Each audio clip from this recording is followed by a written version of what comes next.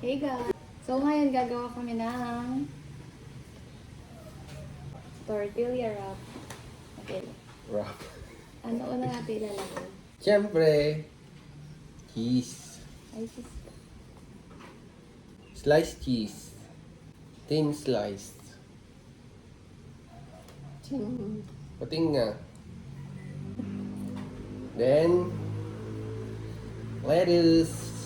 Preferably romaine. Kahit ano. Para matibay.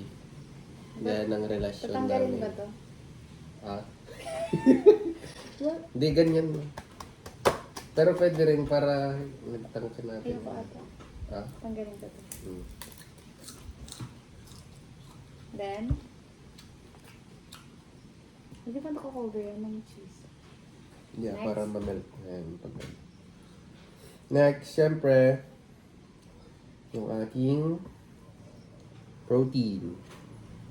Kahit 5. Kahit anong protein. It's either nuggets. Nuggets, chicken breast na marinated. Ganyan. Ilan Okay. ba?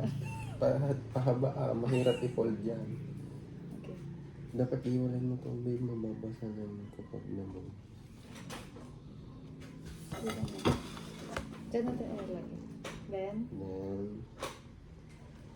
siyempre, meron tayong something na acidic.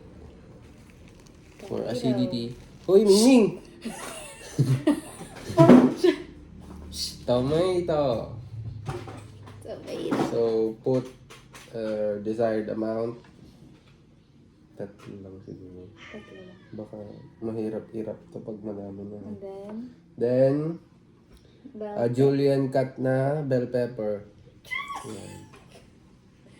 Okay, fine. Vlog mo na to. Then, Yan.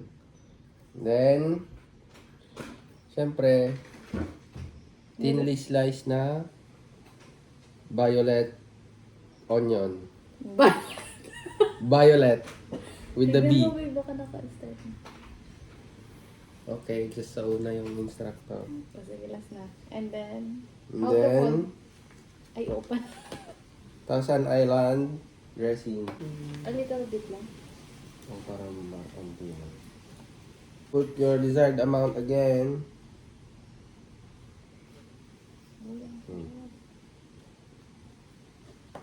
Then, fold.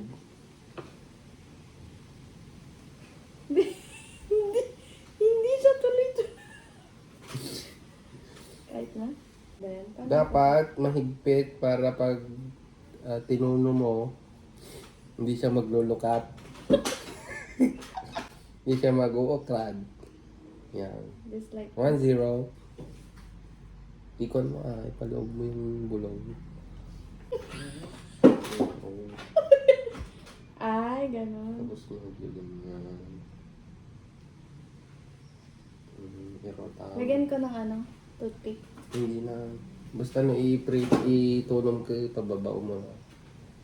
Okay? Mauna yung naka-fold. Okay.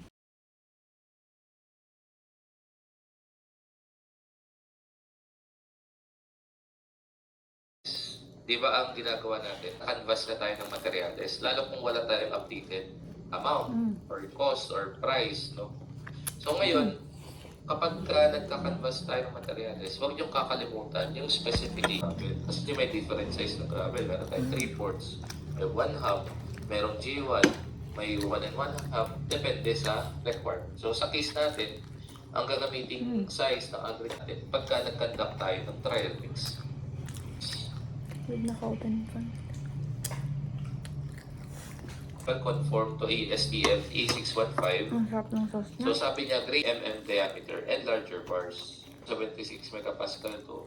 Then, bars na hindi well condense. Kaya kung magpa-purchase kayo or magka-canvas ng rebars, ito yung kailangang specification nyo. So kung bibili kayo ng 16 mm